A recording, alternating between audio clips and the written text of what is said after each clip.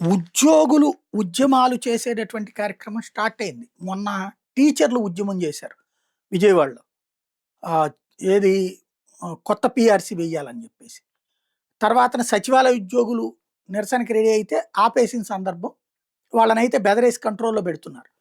ఇవాల్టి రోజున మళ్ళీ మునిసిపల్ ఉద్యోగుల ఆందోళన పీఆర్సీ గురించి. క్రమంగా గతంలో జగన్ ప్రభుత్వం రాగానే మధ్యంతర భృతి పెంచారు 27% పీఆర్సీ కమిటీ గూడా వేశారు. సరే అతను 27 నుంచి మళ్ళీ ఒరిజినల్ పీఆర్సీ అమల్లోకొచ్చేటప్పటికి 23కి తగ్గించడం. అక్కడ వాళ్ళకి కోపమొచ్చింది. అది వెనక్కి తీసుకుంటా 4% అన్నప్పుడు మరింత కోపమొచ్చింది. చివరికి కోర్ట్ ఆర్డర్ మేర వెనక్కి తీసుకోవడం మానేశారు. నడిచింది. కానీ ఆ మైనస్ జగన్‌ని చివరిదాకా వెంటాడింది. ఉద్యోగులకొచ్చిన కోపం అదే.